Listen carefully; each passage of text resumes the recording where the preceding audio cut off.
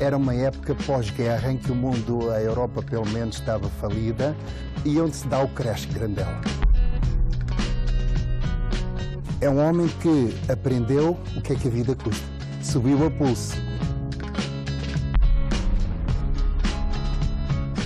Este monumento é feito segundo o mais pitoresco e clássico que há em Portugal.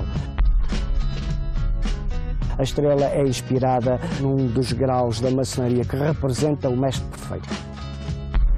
Castelo para venda em Montachique Loures. Construção antiga em pedra para recuperar, com 1.700 metros quadrados de área de implantação. Tem parecer favorável da Câmara, tem também projeto para o hotel. Vamos lá ver o que isto é.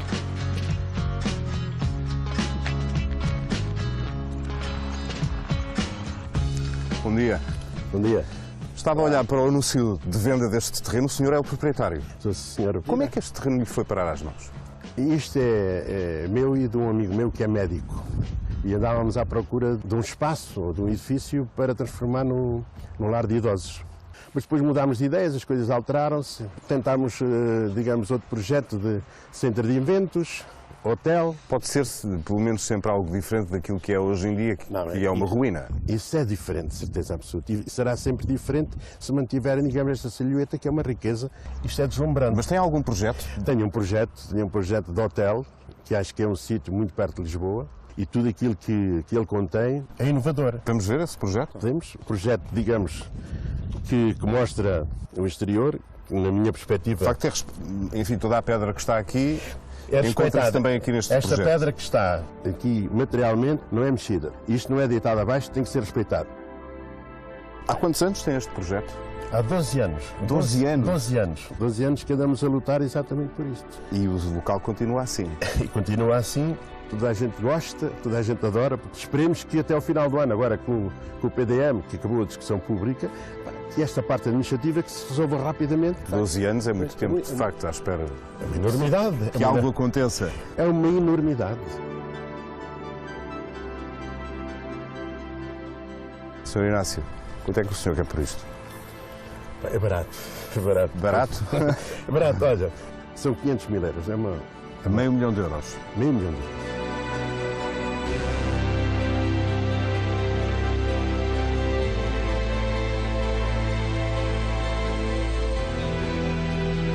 Meio milhão de euros podem ser o início de um projeto que fará deste local um hotel. É quanto custa esta ruína e o terreno que a envolve em Cabeço de Montachique, no concelho de Loures. Não é um castelo, não é uma fortaleza e, na realidade, nunca foi nada. Mas podia ter sido um sanatório. A ideia de construir um hospital para tuberculosos, aqui junto à Serra, surgiu no início do século XX, num clube muito secreto que se reunia em Lisboa. O Clube dos Macavencos, fundado por Francisco de Almeida Grandela, o mesmo dos armazéns do Grandela. Os macavencos tinham muitas coisas em comum. Eram boémios, gostavam de comer, de beber, de mulheres, partilhavam a causa republicana, a ligação à maçonaria, mas havia um elo fundamental entre eles, o altruísmo e a vontade de proteger os mais fracos e pobres e de fazer o bem. E foi numa dessas festas privadas que os macavencos decidiram construir um sanatório.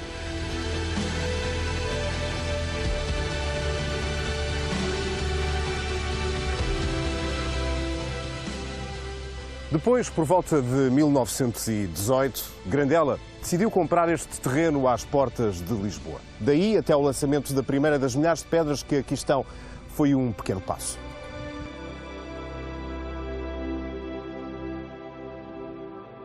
Vítor, não sabemos onde é que está a primeira pedra do sanatório Albergaria, sanatório Grandela, mas esta é a imagem da cerimónia de lançamento da primeira pedra do início da construção. Quem eram estes homens? Aristocratas, ricos, benfeitores, homens de uma visão ampla de apoio social. 1880, Grandela fundou o Clube dos Macavencos, um clube com fins de beneficência.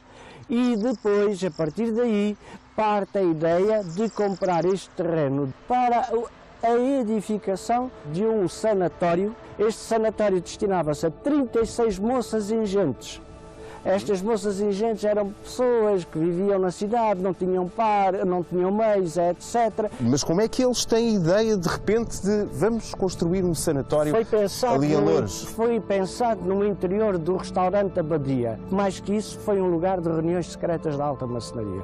A maçonaria pôs em movimento a sua parte benemérita. Grandela funda o Clube dos Macavencos em 1880. Quem tinha a cabeça dos macavencos era o Grandela, era o Rosendo Carvalheira, era o Camilo Alves, era o Bolhão Pato, o Homem das Ameijoas a Bolhão Pato, era esse pessoal. Outros eram convidados. Porquê é que foi escolhido, por exemplo, este material de construção, uma pedra, algo que seria utilizado no início do milénio? A revista Arquitetura Portuguesa, de 1918, quando fala da fundação, diz que este monumento é feito segundo o mais pitoresco e clássico que há em Portugal, imitando os castelos medievais, etc. Portanto, o neomedievalismo. No meio, uma estrela de 7 pontas. O que é que isto significa? A Stella Maris. A estrela do mar. A estrela do mar, a estrela de Maris, a estrela da fé, a estrela de Maria. A estrela é sempre o símbolo da iluminação. E de onde é que vem esta estrela? A estrela é inspirada num dos graus da maçonaria, que eu não vou dizer qual é, mas só posso dizer que representa o mestre perfeito.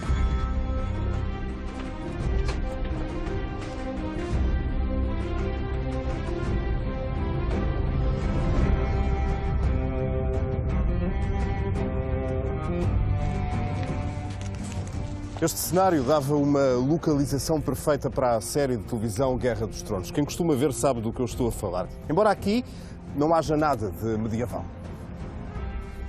Mas quando foi construído, dele saiu uma lenda que dura até aos dias de hoje. Nessa altura, os macavencos decidiram vender uma espécie de rifas, que mais não eram que uma tentativa de angariação de fundos para a construção deste local.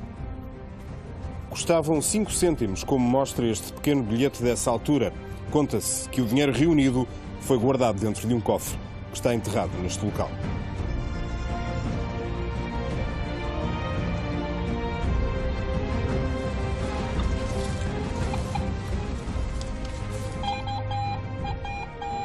E quando digo neste local, é mesmo neste local, no meio deste edifício do sanatório. O René é prospector. Vamos olhar aqui para a planta. Supostamente foi aqui que reza a lenda. Alguém deixou um cofre onde estaria não só o auto, a declaração que foi lida no dia do lançamento da primeira pedra, também com algumas moedas. E há outras pessoas que dizem que aqui está um tesouro.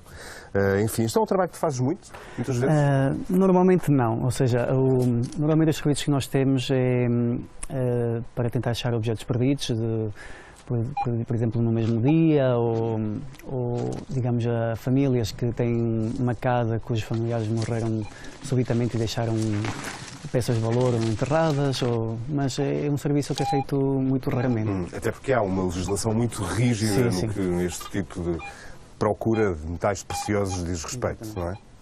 Se houver aqui um cofre com moedas, podemos pelo menos detectá-lo? Provavelmente, mas vendo o tipo de arquitetura que isto tem, o mais provável é que esteja a uma distância que o detector não chega. Até que profundidade esse detector descobre o que quer que seja? Ora bem, este modelo, entre 50, 60, 70 centímetros no máximo. Supostamente foi neste sítio que o cofre foi deixado. Aqui teve um sinal, que é um sinal que indica que é um metal de uma grande condutividade. Provavelmente seja uma carica, porque o terreno tem muito lixo. Vamos cavar. Vamos tentar perceber o que é. Não é propriamente um tesouro. Exatamente. É uma lata. E esse tipo de metais deverá existir nestes terrenos? Sim. É uma coisa em grande quantidade. E não achámos nada? Pois. E, portanto, este mito, pelo menos, também não podemos fazer obviamente, uma prospecção rigorosa e exaustiva do terreno, porque isso demoraria muito mais tempo. Mas, claro que à volta destes edifícios surgem sempre lendas, mitos deste género, que muitas vezes não passam disso mesmo e não são verdade. Francisco Grandela, que idealizou este local, era de facto uma grande figura. Empresário de muitos recursos, republicano convicto que, como poucos, apoiou a causa. Mas tinha, além disso, uma personalidade apaixonante. Professor Miguel Correia Monteiro, está aqui uma imagem do seu bisavô, Francisco Grandela. Que homem era este transportado para os dias de hoje? Quem seria? Uma espécie de Belmiro de Azevedo, de Soares dos Santos? Quem seria o Grandela hoje? Ele foi, no fundo, um homem ilustrado que acreditava que a educação era o meio dos homens se libertarem de uma contingência social em que nasceram e sendo um republicano convicto, sendo um maçom também convicto. Ele acreditava, tinha um espírito filantrópico e por isso é que fez, como sabe, tantas escolas que doou ao Estado, doou às autarquias. É um homem que aprendeu o que é que a vida custa, subiu a pulso. Foi um homem que se manteve modesto toda a vida, viajando por Paris foi influenciado pelas construções do famoso Printemps de Paris e, portanto, teve a visão de fazer o mesmo. Avant la Lettre é um centro comercial enorme, que foi uma grande novidade no Chiado, não é? Onde rivalizava com os grandes armazéns ao lado, ou do Chiado. E num conceito de venda ao público Isso. completamente moderno, se pensarmos nos dias de hoje, por catálogo, com distribuição em todo o país, com os portos pagos a partir de um certo valor, com entrega mediante o dinheiro, ou seja, a pessoa não tinha que adiantar o dinheiro antes, e com as próprias fábricas que forneciam as lojas. Portanto, tem toda a razão. Isso transportado para os dias de hoje seria uma espécie de Zara, um grupo Inditex, uma coisa assim do género. Ainda mais, porque ele fez mandou construir um bairro para os empregados dos seus grandes armazéns. Bom, no entanto, ele morreu com um projeto inacabado. Foi com mágoa que ele viu este projeto sempre assim? Sim, foi. Era uma época pós-guerra em que o mundo, a Europa pelo menos, estava falida e onde se dá o crash Grandela. Ele pensava, como empresário, e enganou-se, que a guerra ia durar 3 meses, 6 meses, mas durou muito tempo, muitos anos, e quando a guerra acabou, a dívida do Grandela, que entretanto não aumentava os preços, ao contrário dos armazéns do Chiado, os credores apresentaram-lhe a fatura e pela primeira vez o Grandela teve prejuízo. Uma imagem do que seria este edifício se ele tivesse sido terminado, acabado, que aspectos destacaria deste local? A imponência de um templo. Há aqui alguma coisa de fachada salomónica, de grandeza. Grandela morreu em 1934 na casa que tinha na Foz do Arelho, que doou e que ainda hoje funciona como colónia de férias do Inatel, assim como doou as escolas que construiu, também na Foz do Arelho, na Azambuja e em Aveiras, onde a escola foi também sede de campanha do general Humberto Delgado. Isto além do bairro Grandela, em Benfica, que ainda existe e que foi casa de operários das fábricas e de funcionários dos seus armazéns que ali viviam.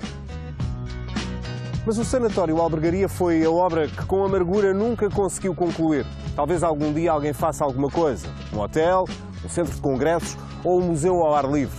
Tanto faz. É que o sítio merece. E se assim for, deixa de estar abandonado.